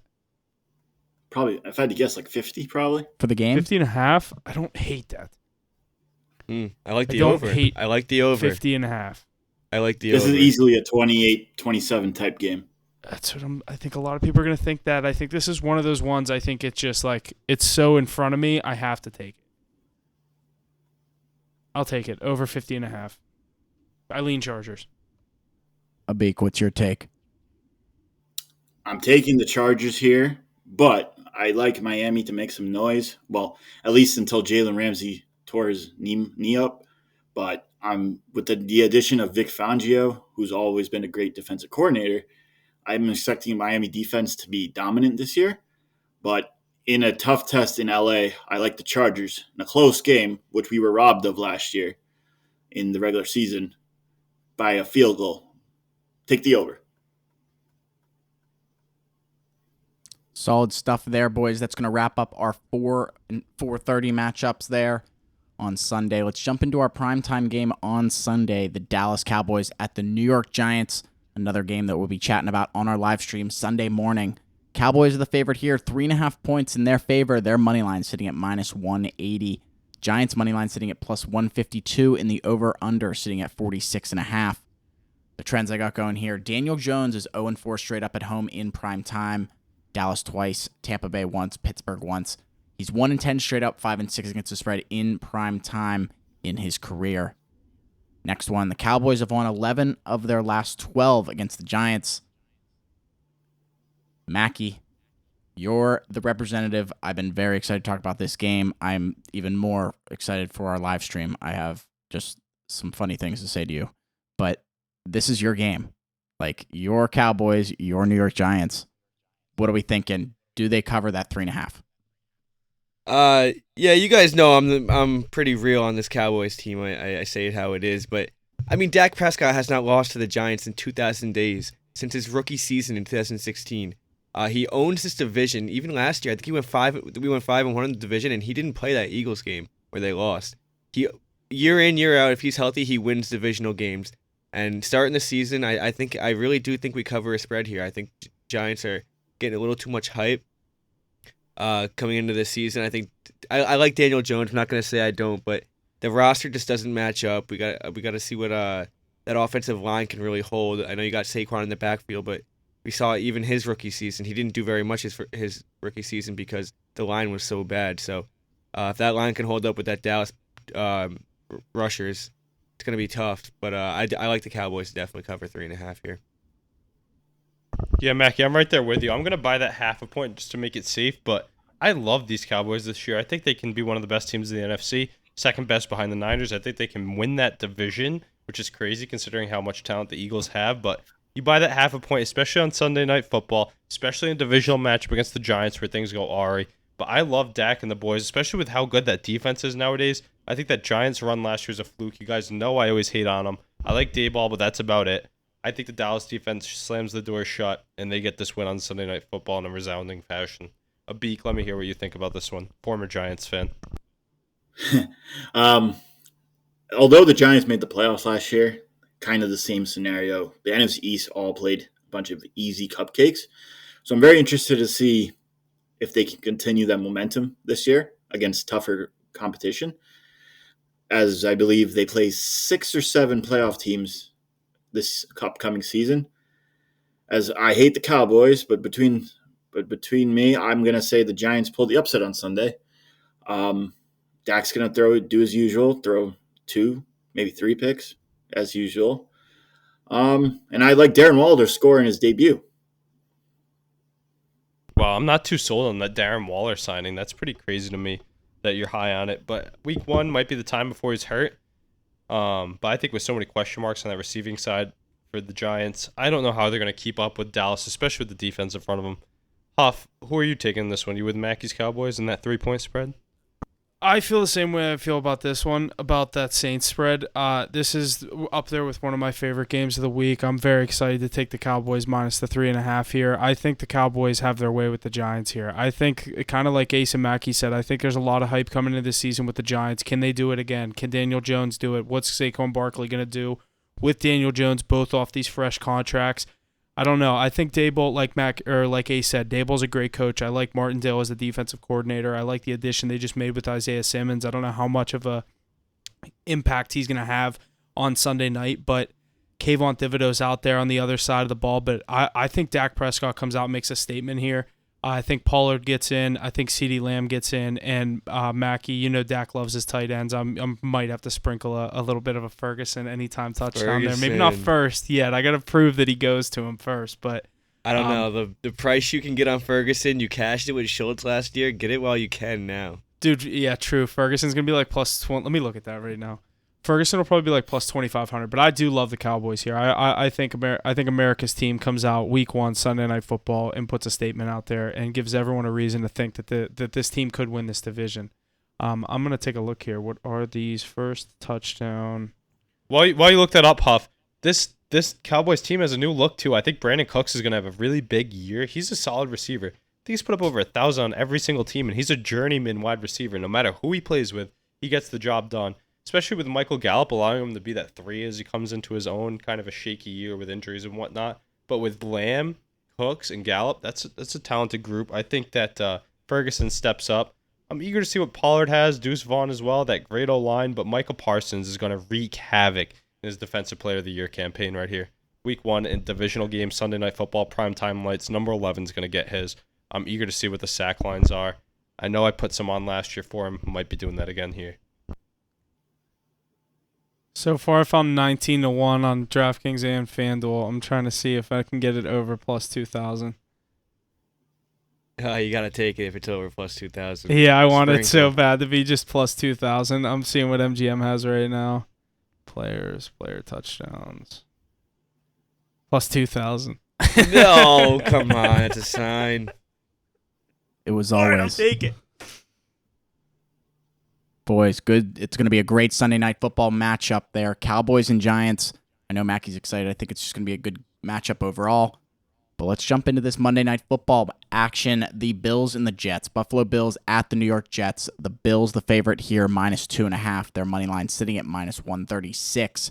Jets money line at plus 116 and the total at 46.5 points. The trends I got here is since 2003, the Bills are 14-6 against the spread in Week 1 games. The most profitable team in the NFL against the spread, and 7 of the Bills' last 8 road games have surprisingly gone under. 46.5 is that total. 2.5 as the spread for the Bills, in favor of the Bills. Beak, why don't you get us rolling on this one? Man, I've been waiting. I had placed a future on the Jets back in, I'd say, early March when the rumors about Aaron Rodgers going to the Jets had started circulating. And then when he announced it, that he was going to the Jets, I believed it was somewhere in the 2000s, I believe, early March. And then it dropped down to 1,800. But I have that open right now as a Jets to win the Super Bowl at plus 1,800. And I'm really, for some reason, I'm really high on this Jets team that Aaron Rodgers is going to have a comeback year with all these young guys. I'm not saying they're going to win the Super Bowl in that tough I'm not saying to win the Super Bowl and make it out of the AFC, but they won't be the same old Jets that you go up there and beat them 31-3 and play your second stringers in the second half. I like them to win the game on Monday. Abik, I'm here to tell you, you are wrong. Thank you for coming on our podcast, but you're wrong. The Buffalo Bills are going to show why they're disrespected, especially in our power rankings. I'm not high on them to win the division, but they're going to play great Monday night. Josh Allen, he's on the up and up. Aaron Rodgers, he's on the downfall. I think Stephon Diggs is going to have his way. Sauce Gardner, most overrated guy in the league right now. I think they're going to come in the bottom of the division this year, those New York Jets. Everything's going to go wrong that can go wrong. I'm taking the Bills on Monday Night Football, and I think Josh Allen's going to have a great game. I think that's where New England's going to be staying. They're tough to say that one for you. I don't know. When you're thinking they beat the Eagles, they have high hopes of beat. Don't eat those words. But I like the Bills Monday night. New England's going to be at the bottom of the division this year. Abik, who are you even a fan of? Tom Brady's not in the league anymore. I'm just saying, New England's going to be at the bottom of the division. No comment. Let that be known. All right, Mackie, let me hear what you have to say about this Bills-Jets game. New York guy, but not a New York fan, so eager to hear your perspective. Yeah, I'm really just sick of everyone talking about those Jets. I mean, being from New York, I hear it left and right. Most of them say they're going to win the Super Bowl this year. Some of them are a little more real than that, but I do kind of like them tonight or Monday night. I like them to get the job. I like them to get the job done. They're at home. They're playing against Josh Allen. I mean, Josh Allen's going to turn the ball over, and that's the top 3 defense in the league. We're going to see him make mistakes. It's going to be a high-scoring game, I think. Josh Allen's going to get his. Stephon Diggs is going to get his. It's a divisional game, but I see it more as a fast-paced offensive game. But I think the Jets can definitely get the job done. They're on their home field, so winning divisional games on your home field is huge. It's definitely not going to be a rollover, so I lean Jets. I'm probably not going to take it, but I think that they can get the job done. I think Aaron Rodgers is playing football like he wants to play football again. I agree. Aaron Rodgers looks like he's back in the form where I don't feel comfortable betting against him. Getting him as a 2.5-point underdog in the prime time on his new home turf. I know it's not necessarily where he's been for the past 20 years, but I'm buying what this Jets team is selling at least till they prove me wrong. I like this matchup for them in week 1. They get a tough matchup week 1. We're really going to see what they're capable of. I'm not going to overreact too much if they win this game because obviously it is a home game in the prime time. Only a 2.5-point spread, so obviously Vegas likes the Jets' chances to hang around in this one till late, but I'm going to take my chances here on these New York Jets to win this game Monday night. I like this. Yeah, and the one thing that I have to note, though, is Josh Allen, widely considered second or third best quarterback in the league in that top 3 echelon. Do you guys remember when we did our quarterback rankings? Not a peep for Aaron Rodgers. Not a peep. You have Dalvin Cook oft injured, Breece Hall coming off the injury, O-line questions, Mekhi Becton, is he really any good? Garrett Wilson's really the only consistent on that offense. I'd like Josh Allen to put up big numbers and get that disrespect off their back. They're the second best team in the AFC, but regarded by some, not by us, but regarded by some, and I think they want to reclaim that, especially after a tough ending to the playoffs last year. Yeah, I'm definitely not sold on these Jets. I'll see what I go with come Monday, but right now I'm definitely leaning on the Jets. Love this matchup though on Monday Night Football. Great game to start us off in the prime time here. We also saw how Josh Allen started that season last year in that Thursday Night Football spot. Absolutely tore up the defending champion Rams, so could definitely see some of that again. This could be an over game actually in the prime time. That's even though both those defenses are really good though. It's such a good matchup. Divisional primetime over? I don't know. I lean Tyler Bass. I lean Tyler Bass in this game to cover that 3. Alrighty, boys. That just about does it for our NFL Week 1 matchups. That's our Monday night matchup. Got lots to look forward to as we get closer and closer to this week. Our first matchup here Thursday night tomorrow, 8 p.m. Our live stream on Sunday at 10 a.m., followed by the 1, the 4, and the 8 p.m. matchups. Lots to look forward to, boys. Anything else to add before we continue on to college football? Alrighty, let's jump into some of these season awards before we move on to college football. First one here, the NFL regular season MVP. What do you guys got for this one? We got Mahomes at plus 600, followed by Josh Allen plus 700, Burrow plus 700, Herbert plus 900, Hurts 1,200, and Aaron Rodgers plus 1,600. I'm on Justin Herbert here. I like the value on Justin Herbert. I usually don't take one of the top 3 guys with a bet like this and not getting too much value on a guy. I mean, obviously Mahomes is Mahomes. You're getting value on him at any number you take, in my opinion. But out of the big 3, give me Justin Herbert plus 900. Love your take on shop that. Love your take on Mahomes there, Huff. Always getting great value when you see a +9 sign near that guy's name. But I'm going to go with a long shot here. Jesse, might need you to get me the odds on this guy. But Trevor Lawrence is my pick. Huff alluded to it earlier in the podcast, but I love him this year with that receiving core. Plus 1,600 there, tied with Aaron Rodgers and Dak and Tua and Lamar. Great value there. My dark horses, I like going with the dark horses in these long shot awards. I like Lawrence, I like Tua, and I like Kirk Cousins in that order, 1, 2, 3. Those are 3 that I would be looking to throw on. Russell Wilson. Yeah, my long shot here is going to be Aaron Rodgers. 2 years ago he was an MVP on that Green Bay Packers team. He's going over. He's playing good football again. He's happy again. And he's got a lot of the weapons that he had over in Green Bay as well, with Garrett Wilson as well. So in a high fast paced offense, we can see one of the best regular season players of all time take over another MVP trophy. Beak, who's your pick for the MVP this season? I don't know why, but Lamar Jackson, fresh off contract. Love that pick. Contract extension. He's got a new OC. He's got OBJ, Zay Flowers, Andrews. He's just got a new offense to play around in that's not going to limit him. I really like him to win MVP again. I know nobody's really talking about it. Everybody's talking about Burrow, Allen, Mahomes, but watch for Lamar to make some noise in the AFC. Plus 1,600 there for Lamar as well. Let's move forward to this Offensive Player of the Year. Ja'Marr Chase leading the board at plus 1,100, followed by Justin Jefferson plus 1,400, Christian McCaffrey plus 1,400, Nick Chubb plus 1,800, Tyreek Hill plus 2,000, and Lamar plus 2,200. If I've noticed one thing with this award throughout my career of betting on the NFL, the favorite usually wins it. So just give me Ja'Marr Chase here with the plus whatever 1,100. I'm going to take Justin Jefferson here. I don't see him losing that title as best receiver in the league. Most impactful non-quarterback, in my opinion. This is an award they love to toss around, though. They don't to give the same guy this award. But I think just the way that it sets up in the NFC North with the lack of receiving options behind them as well, I just see Justin Jefferson to eclipse what he did last year and take that award home again. I like McCaffrey. I like him in that fast-paced offense with that stellar defense. He's going to be on the field a ton, playing in that pretty weak NFC West conference. I like McCaffrey. Love that pick. Just health concerns naturally for him, but if he can stay on the field, I could see that for sure, Mac. He's going to be focal point of throwing and running game. First overall pick in my league. What about you, Abik? What are you thinking for Offensive Player of the Year? Nice.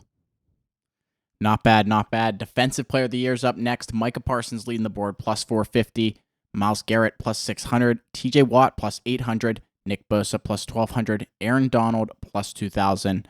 And Ahmed Gardner, plus 2,000. Ace, get us rolling on this one. I've said it all year long. I said it last year. I'm going to ride with it again this year. He's the odds-on favorite. Micah Parsons is going to get a depoy sooner or later. I think this is the year when the Cowboys win their division is when Micah Parsons wins the depoy. Yeah, feed me Parsons as well. Go ahead, Abik. I'll second that as well. Micah Parsons for Defensive Player of the Year. Yeah, a little bias here, but definitely feed me that as well. This is his breakout year. Everyone's anticipating it, and you can't stop the man. Third year in, so got a lot under his belt. This is his year. Yeah, I'm going to take the guy's jersey I'm wearing. I know you're going to say it's a homer pick, but barring injuries, this guy could have potentially 3 Defensive Players of the year in his whole career so far. So I'm going to take the chance with the health with him, and I'll take the plus 800. Who's a riskier pick with health concerns, CMC for the Offensive Player of the Year or TJ Watt for Defensive Player of the Year? I'd agree. I'd probably say CMC too. Just because the riskier? The usage. Yeah. Yeah. Alrighty, boys. Next one up is the Offensive Rookie of the Year. Bijan Robinson, plus 300, followed by Bryce Young at plus 450, Anthony Richardson, plus 700, Jahmyr Gibbs at plus 900, CJ Stroud, plus 1,000, and Zay Flowers, plus 1,600. top 6 there. Who do we see coming out as the offensive rookie of the year this season? When you read those names, it sounds more wide open than it is, because I thought it would be consensus Bijan across the board. I'm still going to say it. You get good value there. But Gibbs and then those flashy receivers that could pop off. I don't like Anthony Richardson. He's not going to win enough games. But give me Bijan. He's going to be a focal point. I think Bijan's going to win it as well, but I do like the value in Anthony Richardson. I think he's in the best offense out of those quarterbacks that can actually win games. And, a quarterback controls the game, so he's in the plays the most. So if he's playing just as well as Bijan Robinson, you're going to give it to the quarterback 10 out of 10 times. I do like Bijan to win it, but I just think the value is there for Anthony Richardson. I couldn't agree more with what Mackie just said. That is exactly what I was going to say. Thanks, Huff. Ride the QB value. Abik, you got to pick on the Oroy, or are you riding with Bijan? I'm going to go Gibbs, Jameer. Plus 900, that's a crazy number, especially with the I've been hearing they're trying to use him. They're going to try and use him like Kamara, so I'm very high on that. I already bet him first team touchdown score tomorrow night for Detroit. David Montgomery just scares me at the beginning of the year, but yeah, you're right. That pass he's just in a committee. Nice. I know, it was good value. That's why I took it. And because exactly what Abik said, I think they want to use him a lot, especially through the air. Develop him.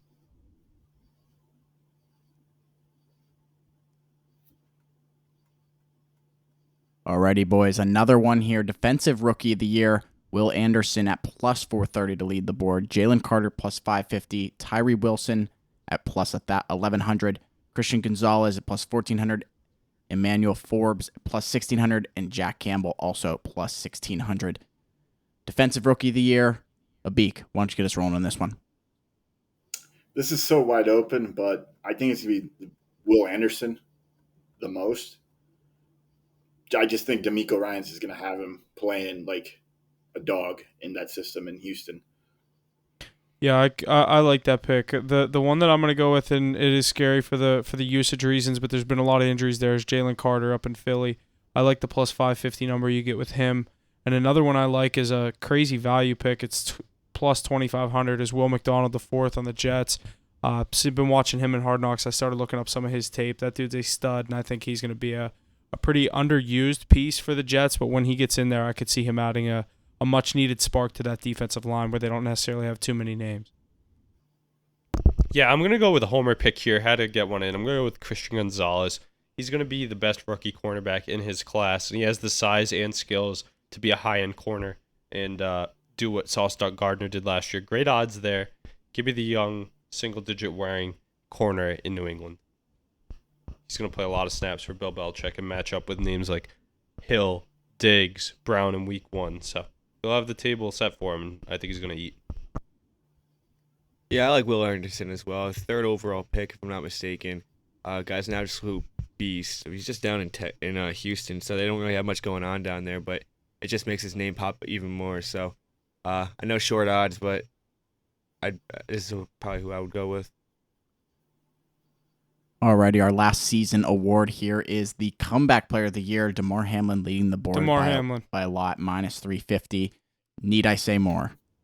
If he plays a snap, he's automatically going to win it. Yeah, exactly. Might as well just We've talked about this. Just, yeah. Good stuff, good stuff. Let's transition. I'd love to see Russ be in the running for this, because I truly think if Damar Hamlin didn't die, this is Russell Wilson's award to win this year. But, I mean, can't do anything about it. Good stuff there, boys. Our season awards and our NFL Week 1 matchups are complete. Let's talk about some college football here real quick before we get on our way into NFL Week 1. Week 1 of college football did not disappoint. We had upsets all across the board. The Saturday slate started out with Deion Sanders and the Colorado Buffaloes heading into TCU to take on the number 17 ranked Horned Frogs. I don't know how to say that. Shadir Sanders threw for a school record 510 yards, 4 touchdowns in the Week 1 upset. Colorado came into the game as a 20.5-point underdog. I'm curious, boys, are we buying into the Deion effect in Boulder? The dogs and the leaders? What are we thinking, Mackie? Start us off. Yeah, I'll be the first one to say I underestimated the fuck out of this team. And I think a lot of other people did too. I had a few people text me before the game. They were like, should we take Colorado plus 21? And I was like, nah, I wouldn't. Too many people are on it. There's too much hype around them. But these guys are ballers. That interception by Travis Hunter was maybe one of the most athletic plays, high IQ plays I've ever seen out of a college football player. They know how to play, and they have primetime leading the way over there, and I think they're ranked 22nd now after projected 3.5 wins and their over-under win total. So I think this team just flipped crazy. I do like this team to be in the running for at least top 3, top 2 Pac-12 finish. I don't know. But this team is good. They have ballers on that team.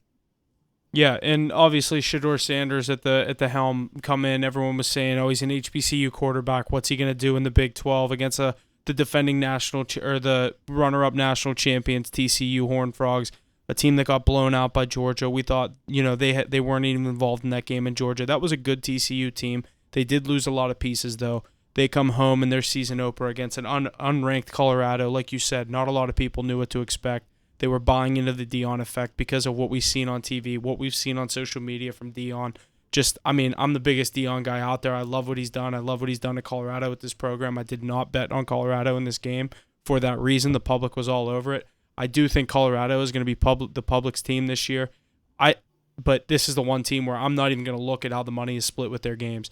I'm truly going to go with how I feel my heart is and how this team's going to play. They have a big game this week against Nebraska, a Nebraska team that just lost a game to Minnesota that I thought Nebraska was going to win that game the whole time, and they just end up blowing it away to Minnesota. I think this Colorado team starts out 3-0. Their season starts week 4 in Eugene when they get Oregon.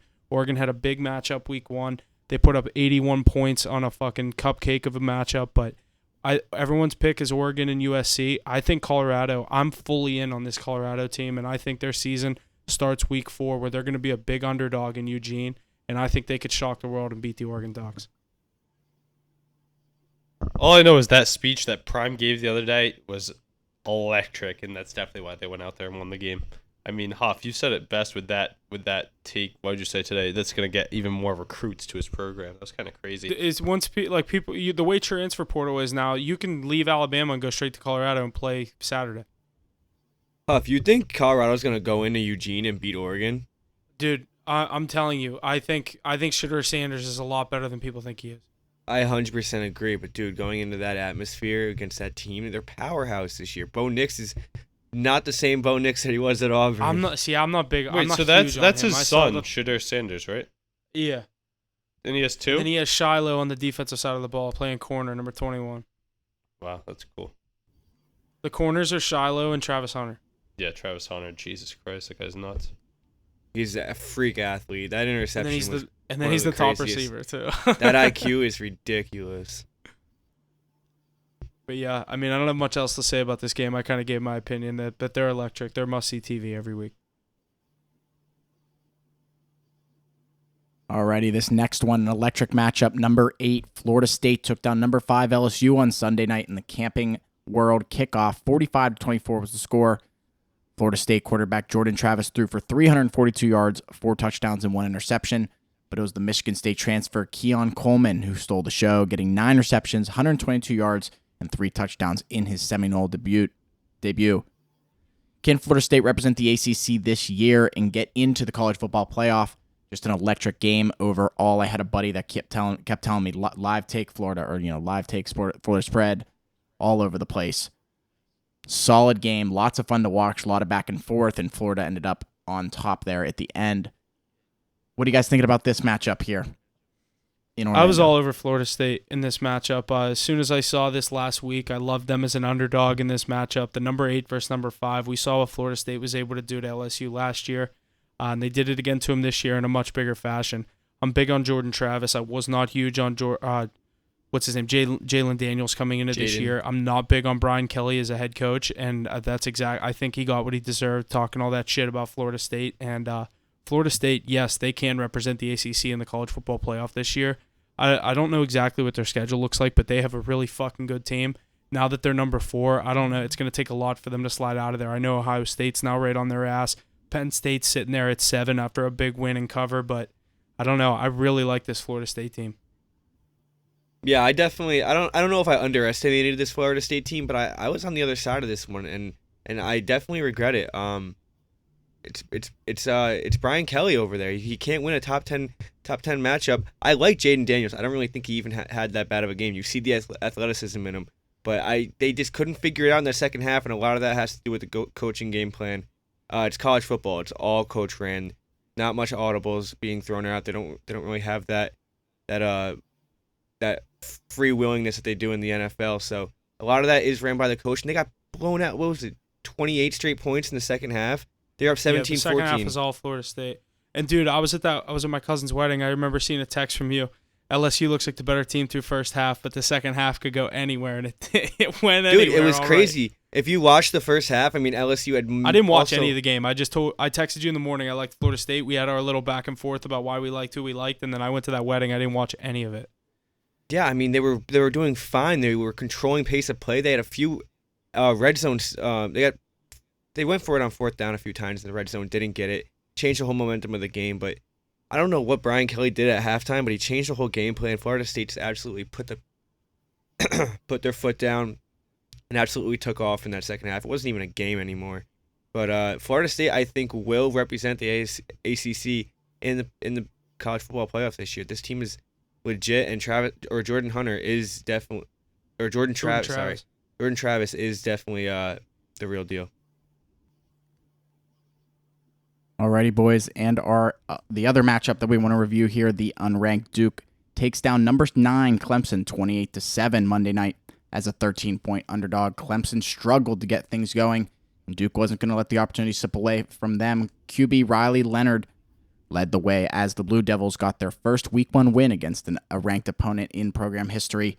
What does this mean for Dabo and Clemson this year? Their coach. Is Dabo on the hot seat? I wouldn't say hot seat just because he's built something down there in Clemson. I think it's with the national championships that he's gotten. I think he stays, but not a good look for Clemson. You start this thing out in Durham against Duke. I know it's the prime time, but you're a 13.5-point underdog. You don't have to cover this spread, but you have to win this game if you're Clemson. And they go in and they let Duke just have their way with them. 28-7. I know Clemson had the lead 7-6. They got the first touchdown, and Duke looked like they were just going to be kicking field goals the whole game. But that second half, Clemson could not get in the end zone. The turnovers, the fumbles, the interceptions, however you want to put it, they just could not punch that ball in. And Duke was, like Jesse said, they just weren't going to let that opportunity get away from them. And props to them for getting the job done, because I'm not a Clemson guy. I'm glad I did not pick them to win the ACC. Florida State was the team that I said, so I'm looking pretty good, all right, in college ball so far. So, not a Clemson guy, so like to see them slip up early.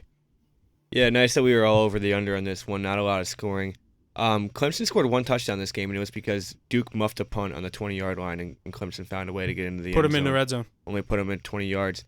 That offense just couldn't do anything. Cade Klubnik, he was a top 5 candidate for Heisman this year. He did absolutely nothing. He got no momentum against a Duke team that really had no promise coming into the season. Probably not one of the better defenses in college football, and they can't even go down the field. Ranked number 9th in the country.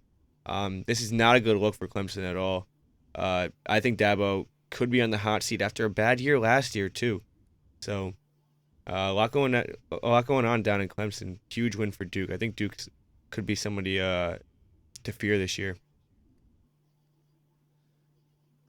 Lots of good stuff there, boys. Let's run through these the AP Top 10 rankings coming into this week. Number 10, we have Notre Dame. Number 9, Tennessee. 8, Washington. 7, Penn State. 6, Southern Cal. 5, Ohio State. 4, Florida State. 3, Alabama. 2, Michigan. And 1, Georgia. A little bit of movement there coming into this week. Any comment on that, Ace or Huff and Mackey? I like this top 10. I think Florida State definitely has some big schools chasing them down, and out there in the Pac-12 with USC. I don't necessarily think USC is too legit. I think they do slip up sooner or later, but anytime you got Ohio State, I'm big on this Penn State team, and as well as Washington out there in the Pac-12. They're not going to be any slouch, but it's another team that we had on the card this past week. But Joe Milton down there in Tennessee, the top 10 this year is loaded. Really, it's kind of anyone's game, but I mean, Georgia, Georgia looked pretty unstoppable. Michigan, Mackey, we had them in the first half off the card on the spread.